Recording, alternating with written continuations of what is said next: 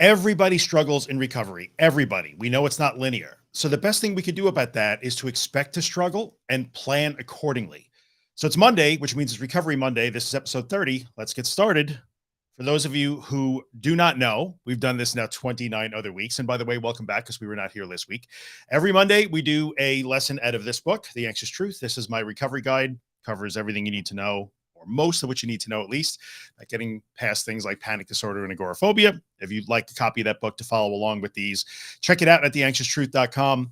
All of these Recovery Monday episodes, by the way, because we only have a few left, are all saved on my YouTube channel in a playlist. So if you ever want to go back and watch them again, they're all right there.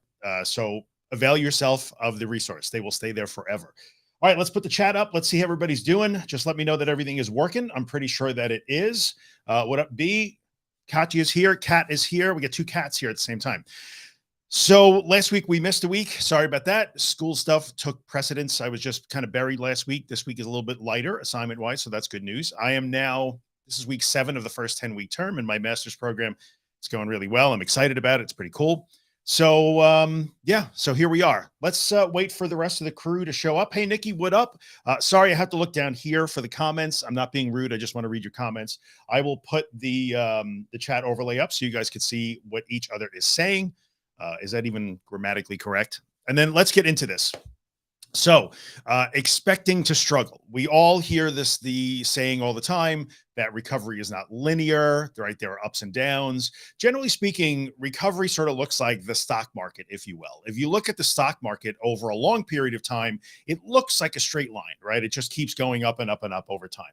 Within each one of those kind of small periods, though, if you look within a year, you'll see ups and downs. If you look within a month, you'll see even more ups and downs. If you look within a day, even more. And from hour to hour, the stock market is up and down and up and down. It looks very jagged. In fact, it almost would look like a straight line on any given day, or even a downward slant on any given day. But if you pull back and look at a longer term, you see that the curve is always up, right? So that's recovery. It's just not linear. And some days it looks bumpier than others. The curve is jagged. Some days you have a little bit of a downward slope. It happens. So we hear this all the time. But I hear people sort of pay lip service to it. Like, hey, recovery is not linear, but let me tell you why I'm back to square one anyway. Let me repeat the phrase that recovery is not linear. Then let me dump all over it by telling you why my recovery has been ruined by this experience that I had. So it's sort of not fair. You really have to take into account the idea that recovery is not linear. And if we want to be brutally honest about this and get down to brass tacks, except my Twitter stock, sorry, Elon is ruining it for you. But if you want to get down to brass tacks, recovery is not linear is really just code for you're going to struggle. Like, you're going to struggle in the recovery process. That happens. We have struggles. Some days are better than others. I had plenty of struggle days. So what does that struggle sort of look like? The struggle looks like days when maybe things don't go as well as you want them to. Maybe you're experiencing more anxiety than you would hope to, which is kind of every day, because none of us wants to experience that kind of anxiety, right? So maybe it's a little bit more severe than you thought. Maybe you set out to do an exposure challenge and it didn't go quite as well as you wanted to. Maybe you're having a rough week. Maybe things are just kind of going awry in your life, and that life stress is sort of triggering a little bit of an increased anxiety response. There's a bunch of different ways that you can struggle. Sometimes we struggle emotionally because we think, well, I'm never going to get better. We get impatient. We get frustrated with ourselves. If you're struggling with self-esteem issues, or you're the type of person who tends to judge yourself very harshly or negatively, or you beat yourself up when things don't go the way they want, or maybe you have some pressure from the outside, people who are, maybe putting some pressure on you to get better faster, or you're ruining things for them, or whatever it is. There's so many reasons why we might struggle kind of practically with progress. And there are times that we will struggle emotionally in how we feel. We're disappointed, we're discouraged, we're angry, we're resentful. There's a bunch of different things that are going to happen. So we have to expect that this is going to be the case, right? So it's not enough just to sort of do the old cliche, recovery is not linear. We really have to get down to brass tacks and say, well, that means I'm going to struggle some days. Some days I'm not going to feel so great. Some days, it's going to be harder than other days. What do I do? So I think the first thing that you have to recognize is, number one, this is going to happen. That's part of the process too. And there are lessons in the struggle. So the very first thing that I would tell you about struggling is you have to really be careful that you don't define everything based on how you feel. So if you are continually in that process where it's like, oh, I had a good day, so I'm doing great. Oh, I had no anxiety, so I'm doing great. Oh, I had anxiety, fail, over, square one. I'm a failure. This isn't working. I'm on the struggle bus. If you are in the habit of always judging your progress and assessing how you're doing based on how you feel, then you are much more likely to be susceptible to the, oh, I'm struggling thing, right? So we say all the time, and I wrote it in this book and I talk about it all the time. It's in the podcast episodes. We only care what we do, not how we feel, which I know sounds ridiculous in like sort of self help and spirituality and personal development circles. Like, I'm telling you to not care how you feel. You will care how you feel, but you can't judge based on how you feel. If you think you're only doing okay if you have no anxiety or you don't panic, then the minute you do experience those things, you're going to declare struggle, and you're going to declare that struggle is a 5 alarm fire that's burning down your house. And that doesn't have to be that way. So we have to expect to struggle. We care about having those negative feelings because those negative feelings of anxiety and panic and all of those things, uncertainty and the things that come with it, that distress, the recovery lessons are in that. We need that. Now we're not talking about that today, but part of the idea of being prepared for the struggle is the acceptance that is true. Like, if you are unwilling to accept that there are lessons in that struggle, in that discomfort, then you're going to have a hard time maintaining forward progress. Like, we need to move through anxiety. We need to move through fear. We need to move through panic. We need to do scary and difficult things. We have to do those things. We're doing them to get better. We're not doing them to not feel it. We're doing it to feel it so that we can get better at feeling it. That's the recovery process. So if you're going to glue yourself to how you feel all the time and decide that your entire progress and your assessment of how well you're doing in success or failure is based only on how you feel, then struggle is going to be almost a continuous thing for you. And you will overemphasize that struggle when it happens. So we have to be mindful of that. But when we do get into a situation where, hey, even people who are like fully, look, I'm the guy that wrote the damn book. Like, I wrote the book, but even the guy that wrote the book had days where I struggled because I would get angry. I would get impatient. I'm not the most patient person. I would get frustrated. I would get sometimes resentful of myself in the situation. I would get sometimes a little bit, I would feel a little bit of grief sometimes, or what's the word I'm looking for? Regret for the time that I had lost. Those are things that I would feel on a fairly regular basis because I'm a human being. So even the guy that wrote the book about how to do recovery would experience struggle, just that I understood that I was going to feel those things. And I wasn't in the trap of like, oh, well, now that I feel sad today about my anxiety, that I'm off the rail and it's all over. I never felt that. So you have to expect that you're going to have those days. And what can we do when that happens? Well, first of all, we never deny our feelings, right? So we never deny that. And anybody that talks about this stuff and tries to help in this area would tell you, you're doing a difficult thing.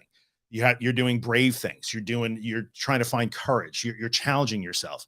This is not an easy task. So the one thing that kills me that people do say to me all the time is, well, easier said than done. Well, I never said it was easy. I never, ever say it was easy. Like, we're doing difficult things. And when we do difficult things and things that are new to us and challenge us, then we are going to stumble. We are going to struggle. We are going to have a hard time. We are going to have to work on it and practice it and repeat things. So accept that is true, and accept that when human beings do things like that, we also have emotional reactions. You're going to feel frustrated. You're going to feel angry. You're going to feel resentful. You're going to feel all of those things. So in the end, the first thing that you have to do in terms of struggle is to say, well, this is going to happen. And I have to acknowledge that I'm going to have these emotions. I can't decide not to have them. They're pretty normal. And I'm going to have to say, well, I'll take a little bit of time and say, okay, I'm going to have to feel these emotions right now. So I had times when I would come back from my exposure work in the morning and I would just be pissed off and like, okay, well, I was angry or I was sad or I'd have a bunch of different emotions. And you're like, well, I'm going to have to spend some time and just feel this emotion now. So the first thing is, when the struggle hits, we don't want to struggle against the struggle. Like, oh, I can't struggle. I can't. It's too much if I struggle. Like, okay, I'm going to have a little bit of a struggle for today. That's okay. So it's important to understand you're going to have to take time to to acknowledge that. Like, we never want to suppress that. Like, oh, I'm not allowed to feel sad. I'm not allowed to feel angry. I'm not allowed to feel. You're always allowed to feel. So part of what recovery teaches us is that all of our states are acceptable and okay. All of them, like calm, happy, anxious, uncertain, vulnerable, excited, angry, like all states are okay. We're learning that all of our normal human states are okay. They're not too much. We can handle them. So that's why I say there's lessons in the struggle, right? So, okay, today I'm struggling. So, what can I do about that? And in the book, I did not do one of the more popular podcast episodes I ever did was Expect to Struggle and the Bad Day Playbook. Now, I did not write the Bad Day Playbook in this book. That is something that I sort of came up with afterwards. So, but I'll include it here because they kind of go hand in hand. So, when you find yourself on the struggle bus, what can you do? You can acknowledge that. You can speak that out loud. If you have a support system, people who will hear you, listen to you, empathize with you. Like, oh, I'm really struggling today. I've had a hard time the last week in my exposures. It's really getting me down. It's okay to say that. Like, it's totally okay to say that. If you have a good support system, my Facebook group is awesome for that. You guys are in the group, you know this. Like, people will show up and it's okay. Like, we'll cheer for you. It's okay. Like, everybody feels this way. You're not alone. That's important. If you have close friends and family, whoever might you may be able to talk to and voice those feelings to, that's okay to do that. Maybe you want to write them down or journal or video yourself or something. That's okay. All okay. Express what you have to express. Get it out. Understand that it's a normal part of it. But then we have to sort of draw the line. Okay. So we sort of have to draw the line and say, oh, okay, I don't have to squash my struggle. I don't have to squash my feelings or my emotions or my reactions, but I don't have to turn them into a part-time job or a full-time job either. Like, that's really important. So I think one of the most important parts of the struggle for me was I would almost sort of mentally put a time limit on it. Like, okay, I'm going to just lick my wounds this morning and that's fine. This is the way it's going to have to be. I'm going to have to just sit in the dark and be pissed off at the world and angry at myself and all of those things. But then at 2 o'clock this afternoon, I'm going to go out and drive again. I'm going to go out and do something harder. I'm going to go take a walk. I'm going to take the dog for a walk. I'm going to do something. So I think one of the important things about struggle is to expect that it's going to come, like I said. And then when it comes, validate that experience and those emotions. And I knew this was going to happen. And here I am. But we cannot decide to set up camp in struggle and say, I'm struggling. It's all over. I can't do this. There's no way I can't do this. There's no way I'm never going to get better. It's part of the struggle. Those are normal things to pop into your head. But then once you've expressed that, now you have to have sort of a plan in place. And that's the bad day playbook that I talk about, and say, okay, well, now what can I do next? I did a podcast episode. And by the way, they're all on my website. So if you go to theanxioustruth.com and just search for bad day playbook, you will find that podcast episode. I believe that it's an excerpt from the book, and then I expounded upon it. Also, there's a podcast episode that's really popular. That's called "What Do We Do When We Fail?" So if you have an exposure that you think you failed at, what do we do? Well, we do it again right away. So you express your failure, you feel all those emotions, then I'm going to do it again. So the main thing that you have to do with struggle is to understand that when it comes, I have to let it come. I have to move through it, but then I have to move beyond it. I have to keep going. So yeah, you don't be, I'm glad that you like that. Yes, you don't have to set up camp in struggle and decide, well, since I'm struggling today, that means I am always going to struggle. This means I will always feel this way. One of the things that kind of traps us into these problems, into things like panic disorder, health anxiety, OCD, blah, blah. The things we talk about here are the idea that my state is permanent or might be permanent, or it will last way longer than I wanted to. When in reality, everything in life, including how you feel, your emotional state, your anxiety, your panic, even happiness, they are all transient things. So struggle will tell you, like, that's it, I'm stuck and I'm never getting out of this quicksand.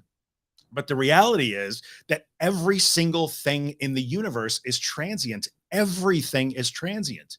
Like, we change physically, we change mentally, we change emotionally. Our moods go up and down. This is normal.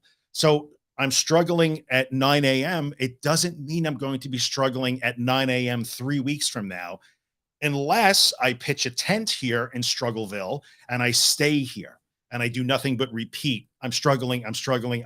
I feel.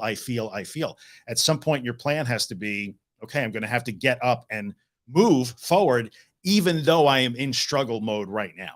I'm going to have to do something small.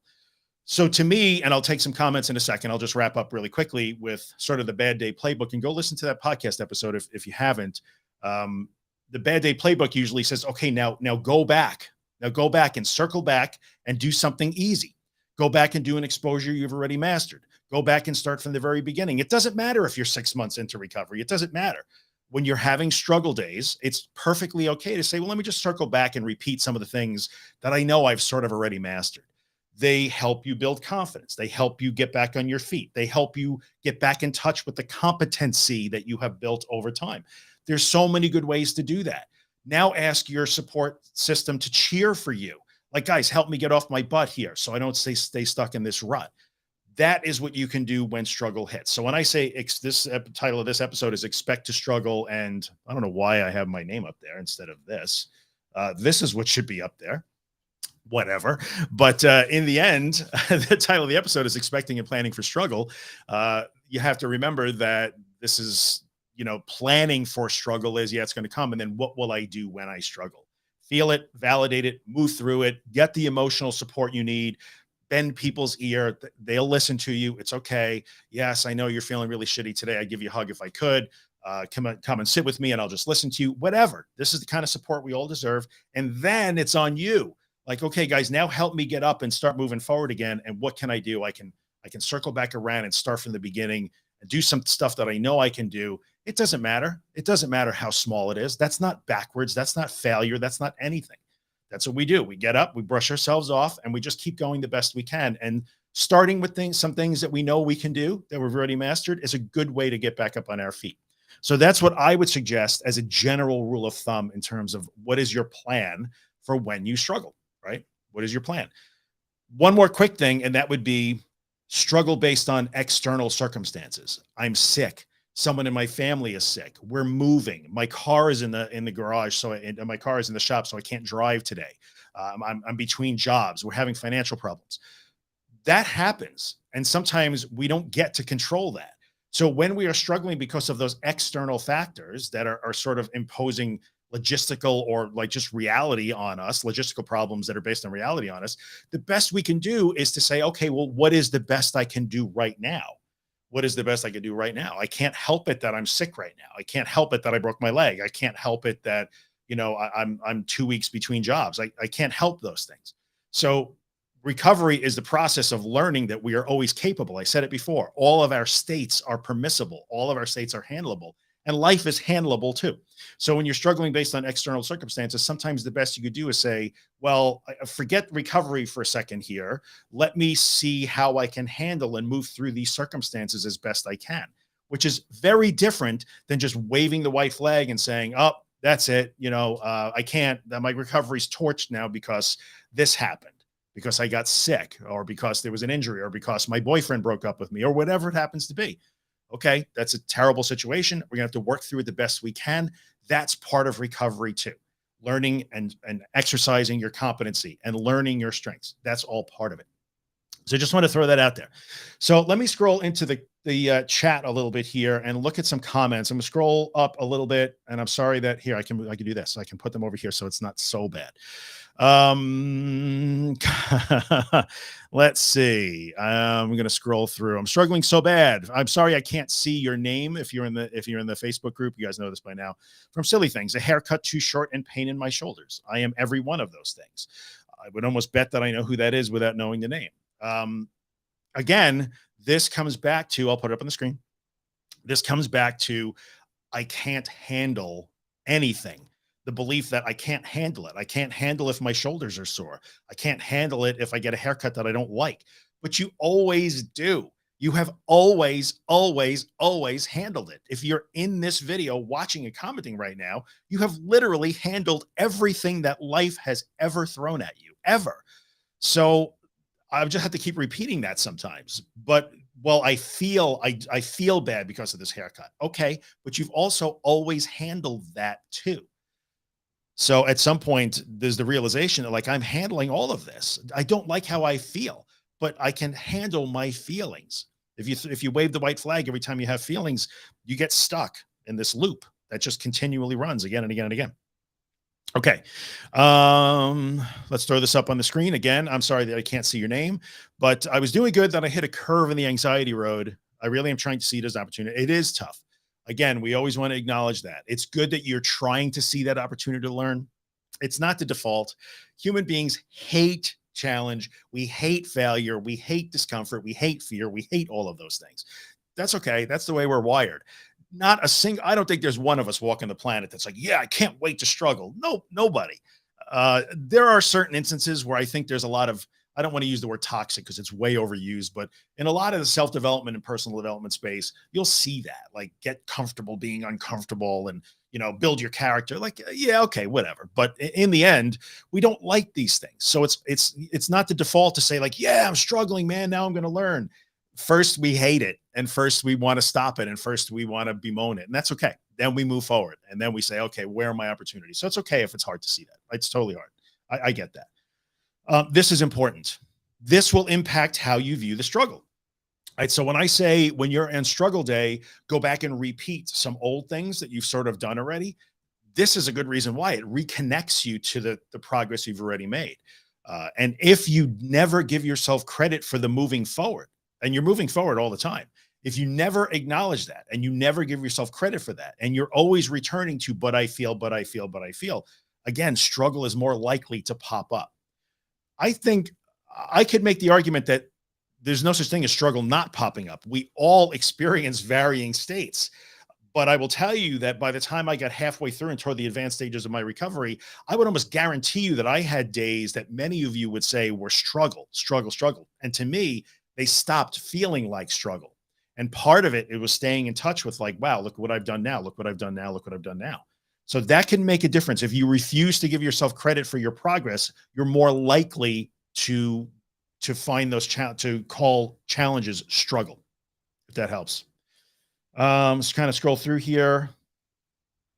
Okay, well, I'll throw this up. I'm not learning a lesson. I have symptoms and freak out still. So after so long, I think because you're hoping that you won't freak out. Like, the freak out is the lesson, right? The freak out is the lesson. It's important to say that. I think some people get stuck in that mistake that says, oh, if I freak out, then that is failure. I'm not doing it right. No, no, no. The lesson is in the freak out. I freaked out 1,000 times. Nothing bad has happened to me. Let me go freak out again. So sometimes that's just shooting at the wrong target sometimes. But sometimes it is like, well, you are kind of shooting at the right target, but there is a refusal at an emotional level. Nope.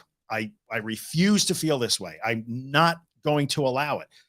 And that's tough. So if you're in a situation where you are going to refuse on an emotional level to allow those feelings, they can never happen. Never, never, never. But yet I will go and do exposures to make them happen again and again. Well, you're putting yourself in a bit of a torture chamber. That's not fair. So you almost have to decide, am I willing to feel these things or am I not? This is important, I think. We don't talk about that enough. And I'm going to talk about it a lot more. If we are not willing to feel the things, then just doing the work is almost putting you in a continuous, like, torture chamber. Well, I'll do it, but I'm not really willing to do it, but I'll do it anyway because Drew says to do it, or the group says to do it, or this book says to do it. You have to be willing. And look, that willingness will waver from time to time. That's not rock solid. I get that. But if you're completely unwilling, like, I should never feel this ever, ever, ever, then doing this work is going to wind up being very frustrating. So we do have to talk about that. It's not, there are mechanics here, but the mechanics are predicated on, I'll go through it really quickly. You're new to this game. I don't mean to call it a game. I'm not trivializing it, but you're new to this situation. I've tried everything. You come from the essential oils camp and all the things and gut health, and nothing is working. And you stumbled upon this crazy dude from New York talking about stuff, writing books and making videos. And so the first phase is, I have to understand what this is. Oh, I'm not broken. Oh, I'm not sick. Oh, this is the actual nature of this problem. And then from there, you have to understand, well, okay, well, then what's the nature of the solution? Oh, this is the nature of the solution. Oh, I have to do this. That is super critical. That part, oh, I have to do this. If your answer is, then it's really, really hard to say, well, I'm going to keep moving forward and just do the mechanics of exposure and exposure and exposure if you are really unwilling to feel those things. You have to really get to that. So, well, again, we will talk about that more for sure. So let me scroll up here. What did I get? Okay. Bo's mom will pop it up here. This is the same with physical stuff, right? Yes. I'm a broken record, but the dizziness throws me off kilter and I have days in a row when I can't just seem to work through it. So yeah, it's the same. And again, at some point, that's that refusal. Well, okay, I'm dizzy. So all bets are off. I'm dizzy again. I can't do it. I'm dizzy. Okay, well, I'm dizzy, but I can still walk even while I feel dizzy. I can still work even while my brain is telling me that nope, there's nope, this can't do it. But I'm going to do it even though I think I can't do it. So there's subtlety in there for sure. There's subtlety. Okay, let's throw this up here. I beat myself up over still not coping correctly with the physical symptoms. This, and I made a post on this, I think on Instagram last week. None of this information should ever be used. And I didn't actually say it. That was Kimberly Quinlan. Kim said it in her last podcast episode. When she said, none of this information is meant to be a weapon to be used against yourself. Like, okay, now these people are pointing out what I'm supposed to do, and I just suck because I can't do it. No, you're learning something new. This is completely counterintuitive, completely counterintuitive. None of this makes any sort of common sense to anybody. And that's why about a zillion people, will look at me and say, you're crazy. You obviously never experienced anxiety or panic. Oh, what do you mean I'm supposed to intentionally be afraid? No way. Like none of this makes sense. So beating yourself for not doing it correctly is really common, but certainly not needed. What did you do incorrectly? Like you didn't do anything incorrectly. Running is maybe we might say counterproductive. I ran out of my exposure. I ran from the anxiety. But the lesson you could even take at the end is, okay, well, I ran, but again, nothing bad happened to me. So you can even learn something in the running instead of deciding, well, I blew it again. I can't do it right. Right. That's not required. Try to realize that it's not required. That's not a helpful thing. Sometimes, and I'm a little bit of a rant here now, but sometimes we use that self-deprecation as a way to soothe our discomfort a little bit. Consider that. Like I wrote about that in the morning newsletter. If you're not subscribed to the Anxious Morning, go to theanxiousmorning.com and subscribe to that. It's free. But I wrote about that. Sometimes when we fail or we think that we're struggling, it's for some people a little bit of a insidious little habit is to use self-deprecating responses to soothe that discomfort. I don't like that feeling. That hurts. So I will just say, yeah, I suck. I can't get it.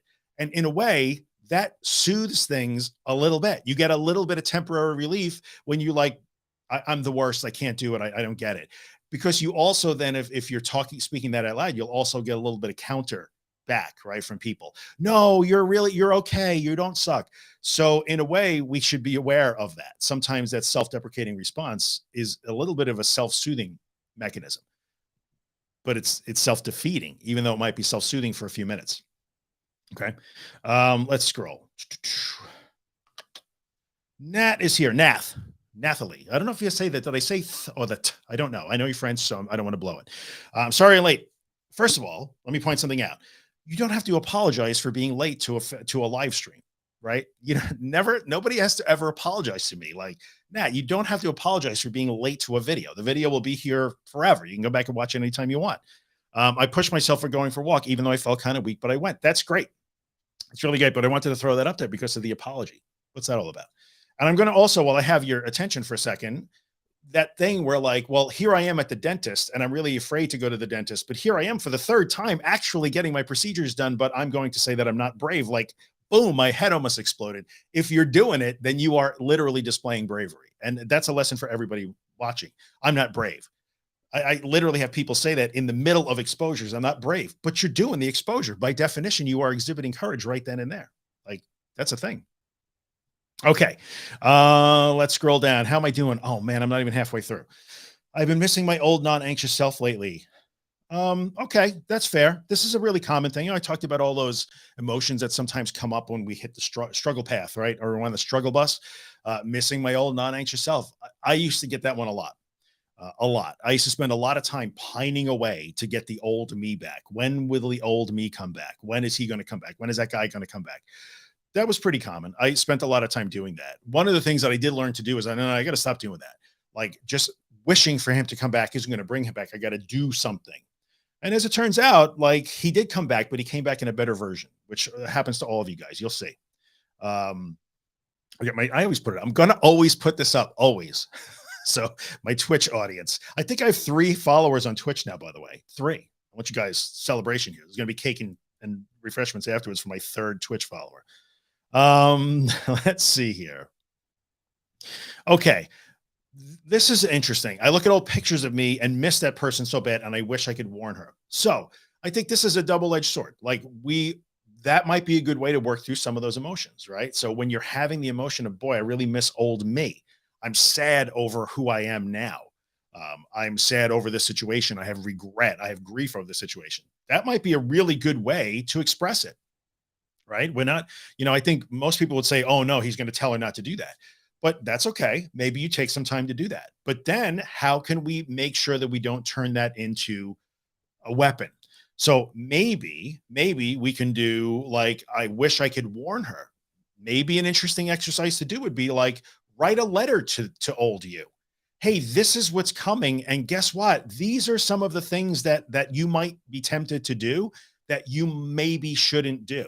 Because when you write a letter to your old self, sometimes you're writing to yourself also. So that can also be a useful thing. You get to express your emotions, and it might actually help you find a new perspective and like, oh yeah, I see what I did. I did this. I did this. I could change this. I could change that.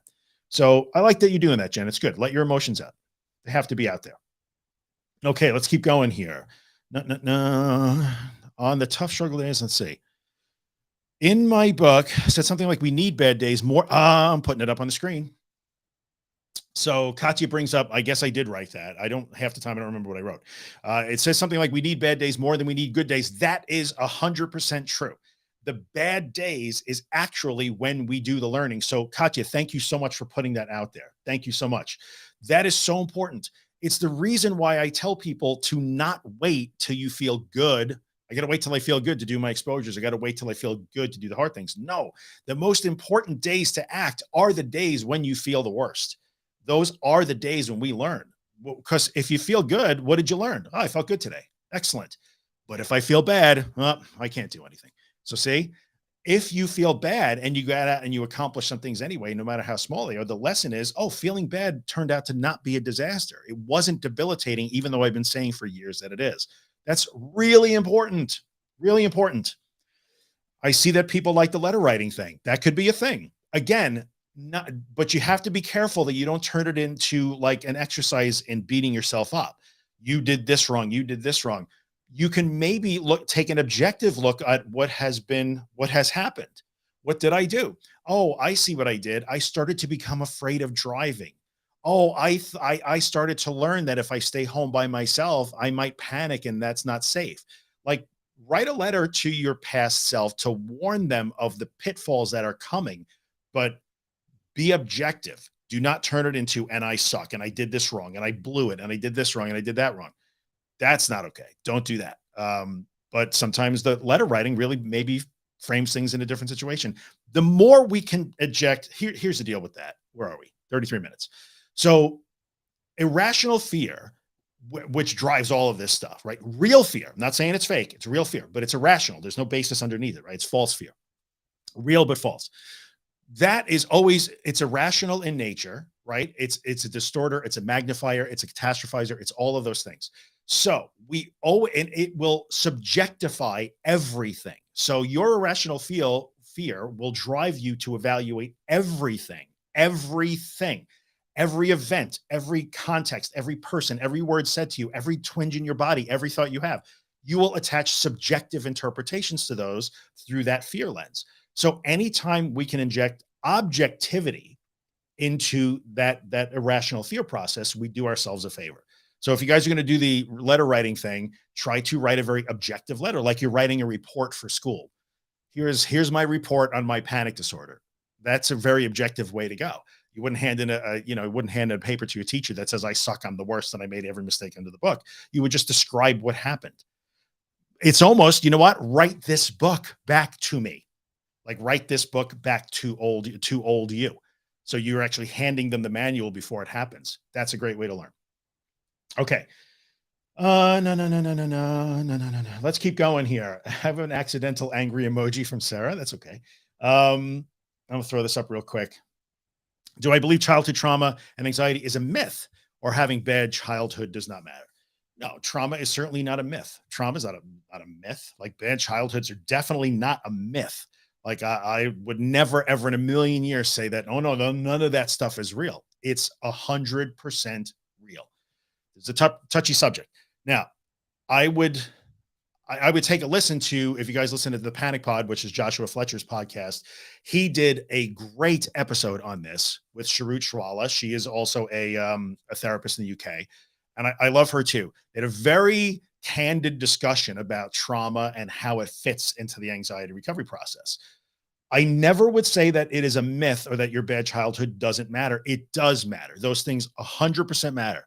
What we care about is if you are reacting to things because of what has happened to you in the past, well, that's one thing. But if you are reacting in a new way to life because you are just afraid of how you feel now, then we went from having one problem to two problems, but both problems matter.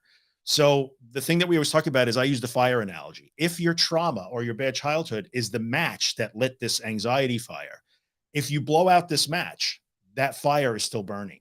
And we have to put out the fire and blow out the match so we don't light it again. So it does matter. It does matter.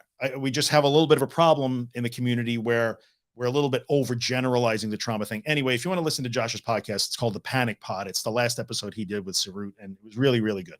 Thank you. Very good. But no, it's not a myth. I would never say that. So we're almost done here, I think. Here we go. Jessica learns, this is a big one. Learning that everything is temporary has been a game changer for me. This is one of the basic tenets of, Buddhism. Everything is temporary. Everything is temporary. One of my favorite movies in the whole world is a movie called Moonstruck. I'm not supposed to love that movie because it's not really like a guy movie, but I do love that movie because growing up in an Italian American family, it's incredibly authentic. So it makes me smile every time I watch it. And one of Cher's father, Cosmo Castorini, at one point he's exasperated and he says, everything is temporary.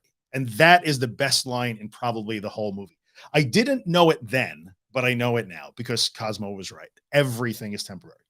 And when we learn to live in that, I don't want to get too far into it, but that state of temporariness, groundlessness, when we embrace that and we like, okay, we're okay. We can surf through this groundlessness, which is the thing I've talked about with Lauren Rosen. If you've watched some of those videos, Lauren and I are recording a podcast episode today. Maybe we'll talk about that. It's a big deal. It's a big deal. It is a game changer when you can embrace that. So good job. I can't answer all of them because I'm running out of time here. This is good. Carol's working hard, by the way. The weather, can't control the weather, right? Sometimes you can't get out because it's raining or snowing or it's icy, whatever. Exercise at home. Sometimes that's what we have to do, right? We sometimes external circumstances press upon us. We do the best we can to adapt, improvise, overcome. That's what the Marines say, I believe. Oh, this is good. GBG went to a Counting Crows concert on a struggle day and wound up having a blast anyway. I'm always amazed. I would go see the Counting Crows, by the way. It's a good show. I'm always amazed at the number of times that you hear people in the community relay those stories. Sometimes a story is just like, hey, you know what? This wasn't easy. I struggled from the beginning to the end, but I did it. And they're proud, yes, I did it. Many times a story is, well, it started really bad, but oh my God, I had such a good time at the end. Now, we never go into these challenges like demanding that we have this amazing, joyful time, but we have to consider the possibility that we may have a joyful time when we do those things. We may get out of our own heads, engage with the world, and like have a great time. It's possible. If we're unwilling to accept the possibility that might happen, then it's a little bit defeatist. Or we might struggle the whole time and feel crappy the whole time. But nonetheless, the lesson is there and you still accomplish the thing. So good job, GBG. I think we're at the end here. Everything is temporary. It always comes to an end. This is true. We're having concert talk. Love it. Sarah drove from Wales. Let's see here. I can't put that on the screen. It's too huge. Why can I feel so good doing something hard and then struggle? Okay. So the question that Sarah asked is, why can I have a good time doing something hard and then struggle when something is easy? The answer is don't know. Like if we knew the answer to that, that's like the $1 million question. I would probably be able to just like, okay, everybody, here's the secret. And then you would never need to watch me again. We don't know. The bottom line is like, it doesn't matter, okay, well, I'm struggling today. I didn't expect to, but I'm finding this to be more challenging than I thought. Okay, it is what it is. Move forward. So sometimes we don't know. Sometimes we don't know. I'm going to take a couple more because I'm just out of time here at 39 minutes. I try and do about 40 minutes tops. Oh, this is good. For the first time forever, I switched the feeling to the doing. The doing is where the recovery happens, not in the feeling. The feeling follows the doing. So this is really good. Showed my brain that the danger was not real. The part of our brain that is governing this fear, that irrational fear, does not know. It does not know words. It does not know memes. It does not know inspiring lyrics. It doesn't know soothing mantras. It doesn't know any of those things. It only knows experiences. So the doing is the important thing. I have a podcast episode coming out soon, I think, about CBT called Is This CBT? I think it's a podcast episode or it's a morning newsletter. I can't remember. We talk about that. Like old school CBT was about trying to change your thoughts. Like, oh, let me challenge my thoughts and replace them. But really, in the wave we're in right now, we know better than that. And it's like, no, no, no, no. The thoughts and the feelings really follow the behavior. So if you want to feel different, act different. Really important. Really important. I gotta scroll to the bottom, guys. I'm sorry. Let's see here. I think that's it. This is a great comment. We won't tell. Your secret is safe. Your secret is safe with me, at least. I can't vouch for everybody else, and they might throw you into the bus, but I'll keep it cool, man. I got your back, brother. Beaches. It's good. I've never seen Beaches. Maybe I'll have to watch Beaches. We'll watch Beaches together. We'll just like cry and no one will know. We'll just hide. So there you go. Anyway, guys, that is it. I'm out of time. I can't go much longer than this. We only have, I think, 3 of these left. I will be back next Monday. We'll do it again. Same time, same place. YouTube, Facebook, the Facebook group. And then at the end, I post them on Instagram and they will just stay here on my YouTube channel, on Facebook, and the Facebook group, and my Instagram, even though nobody watches them on Instagram. Anytime you want, come back and get them. Again, if you need a copy of this book, you can find it at theanxioustruth.com. There you go. Find it at theanxioustruth.com. All of my books are there. And the Anxious Morning, which is the morning newsletter, which is free. You can subscribe to that if you didn't do it already. And all the things. So I'll see you again next week. Oh, movie club, says Katya. Yes, I would love to do movie club. I will let you guys in on a little secret. This is a super long shot, but I'm trying to reach out to the people that own the rights to What About Bob. We all love What About Bob. If I can get them to okay it for me to stream it once, because they won't let me do any more than that for like educational purposes, we're going to do a live stream of What About Bob, but I have to get permission first and that ain't easy. So I'm working on it. All right, guys, I will see you next week. Thanks for coming by. Thanks for all the questions and the comments, and we're out of here.